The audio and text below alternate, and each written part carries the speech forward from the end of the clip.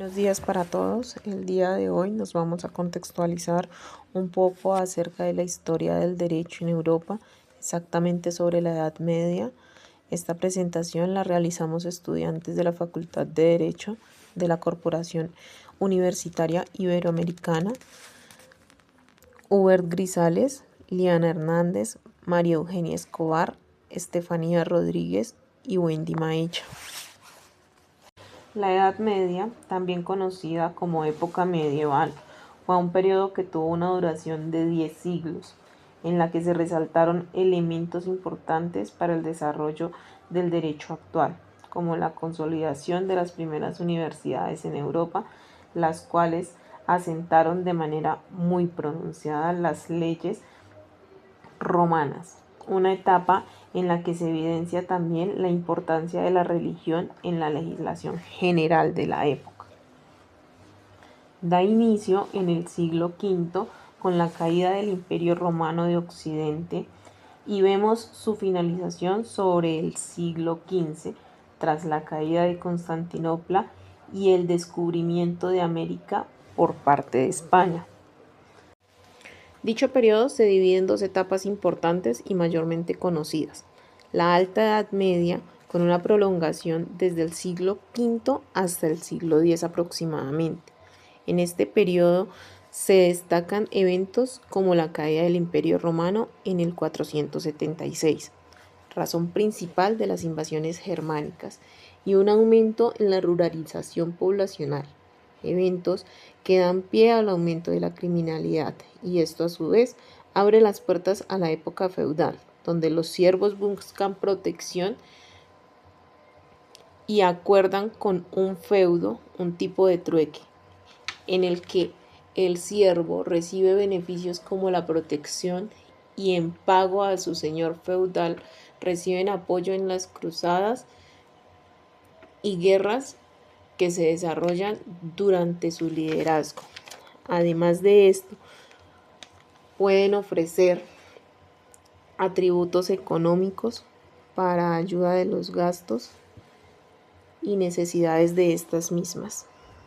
La segunda etapa importante de este periodo es la Baja Edad Media, época en la que se recupera de manera significativa la economía y aumenta demográficamente, beneficiando el crecimiento burgués y la jerarquización por estamentos, llegando con esto el límite de la etapa feudal. Con el crecimiento del comercio se estabiliza el poder político y económico, dando independencia al clero de la nobleza en general. Dicho ascenso impulsó los cambios que dan como resultado la Edad Moderna.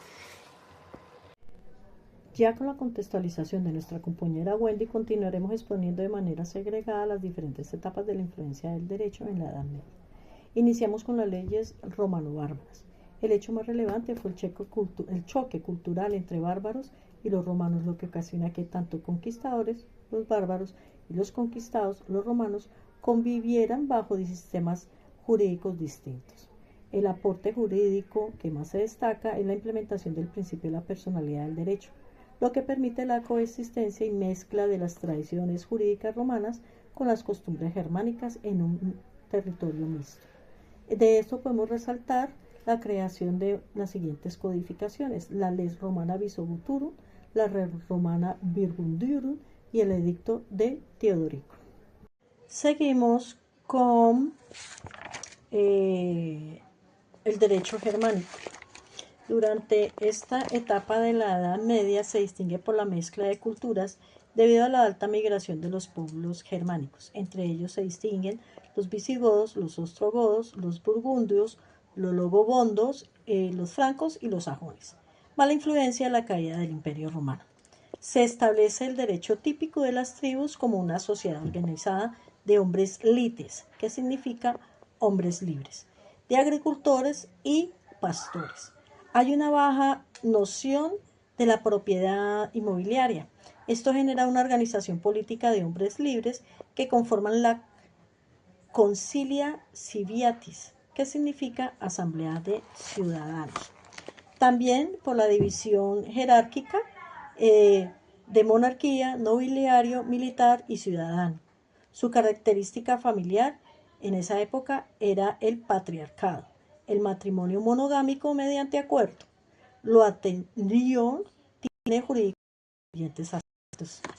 Introduce la figura de huehuere, discúlpeme la pronunciación, huehuere, que significa año-día.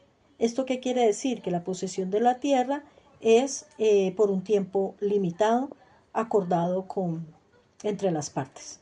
No existía la primogenitura, se instauró la mejora hereditaria de un tercio de la herencia de herederos legítimos, existía la esclavitud por deudas, la indemnización como medida reparativa y procedimientos o audiencias públicas y orales. Vamos a hablar sobre el derecho carolingio.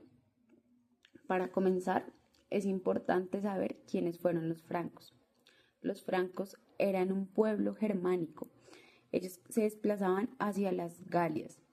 Era un territorio que actualmente se conoce como Francia y durante los primeros siglos de nuestra era.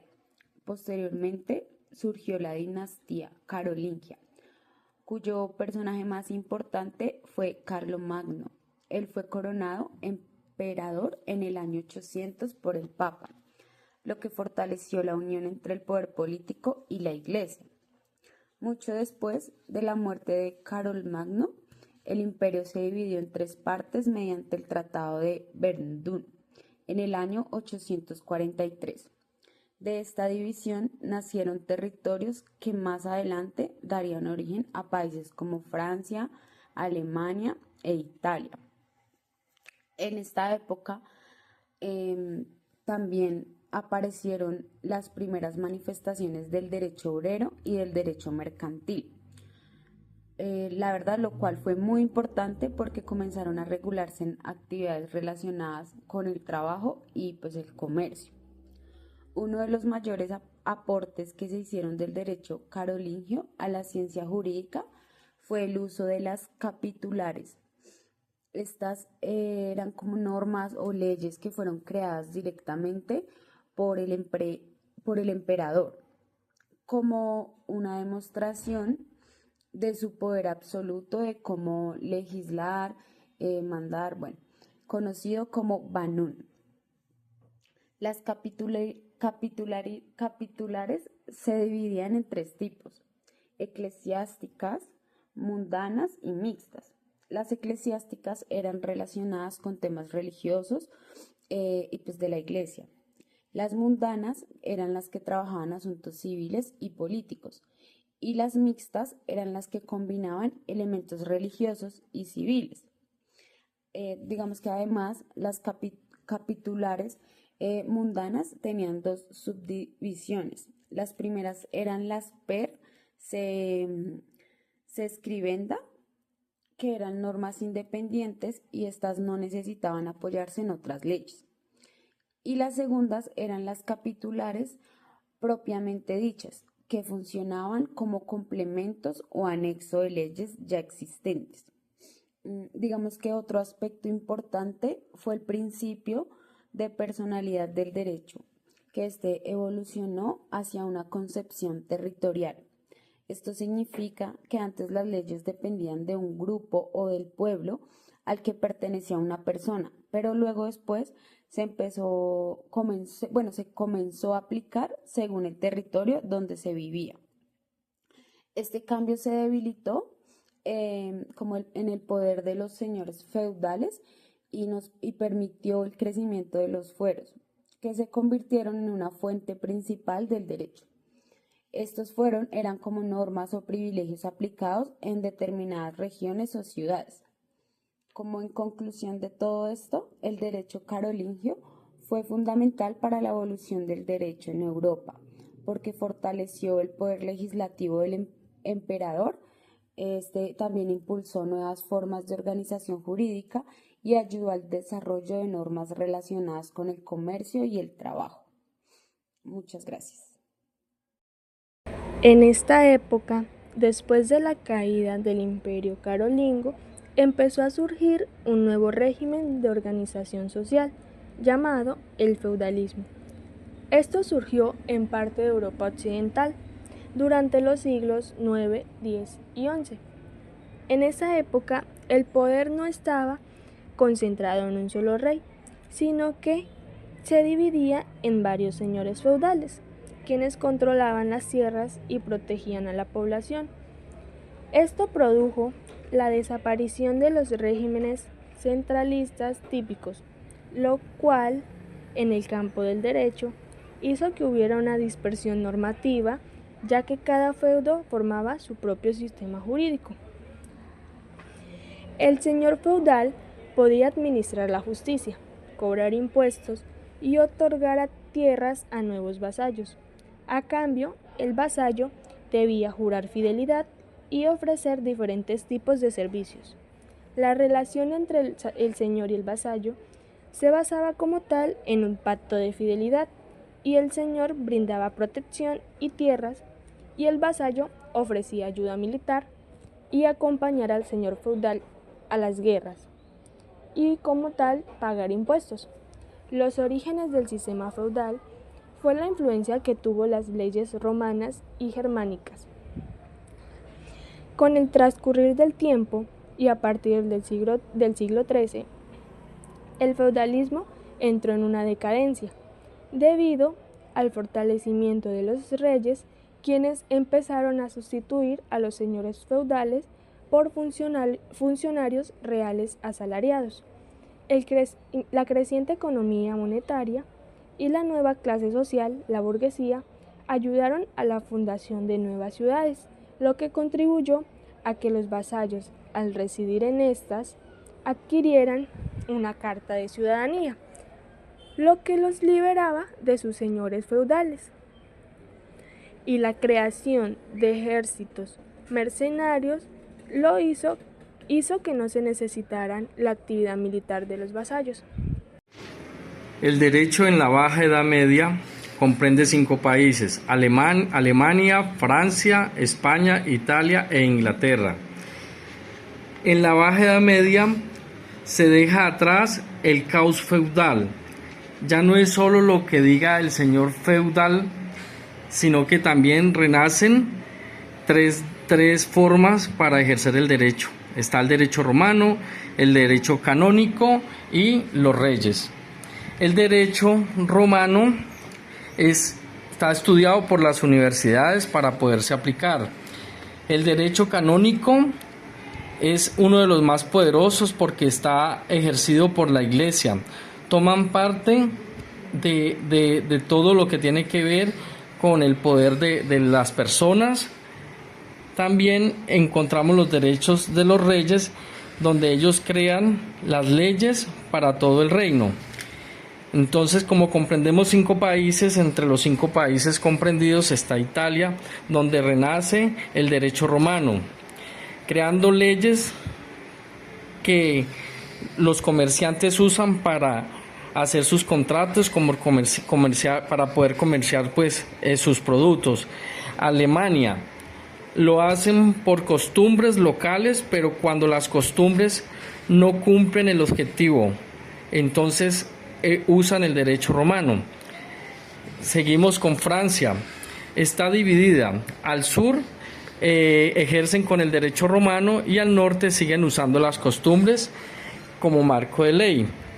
Pero el rey unifica los derechos y las costumbres y crea los parlamentos como tribunales, y de esa forma poder ejecutar normas y leyes. En España tienen fueros locales o derechos romanos y se aplican a los ciudadanos según los fueros. Para Inglaterra crean el Common Law, donde los jueces viajan por todo el reino y aplican las mismas leyes para todos. Hacen el mismo fallo y tienen que ser obligatorios. Para Europa continental recibe el derecho romano e Inglaterra interviene con sus propios sistemas hasta el día de hoy. Características del derecho alto medieval. En esta época el derecho tiene 4 características. Personalidad del derecho. La ley no ejecutaba por el lugar donde viviese el sujeto, sino por el pueblo. Si eras godo, te aplicaban leyes godas. Si eras franco, leyes francas, cada quien con su ley debajo del brazo. También encontramos consuetudinaria, que era otra característica, que no tenía código ni escritura, no había universidad, pasaba de boca en boca según las costumbres y los actos o causas de la pena. Seguíamos con la tercera, que es estado fragmentado. Sin un imperio, cada reino tenía sus normas. Los visigodos tenían el fuero y cada quien aplicaba según su reino un caos total. Mezcla germánica y romana. Se usaban pruebas bárbaras donde a través de la tortura te determinaban según los resultados. Un ejemplo era que te colocaban hierro caliente en la piel y si curabas rápido eras inocente y si no ya te juzgaban. Esto era lo opuesto a la Baja Edad Media, donde vuelve el derecho romano y nacen las leyes del rey. Concluimos que esta etapa fue fundamental para la evolución del derecho, ya que nos permitió la transición entre el derecho romano y los sistemas jurídicos modernos, además del surgimiento de nuevas formas de organización política, económica y social. También vimos la creación y fundación de las primeras universidades. Muchas gracias a todos por su amable acompañamiento.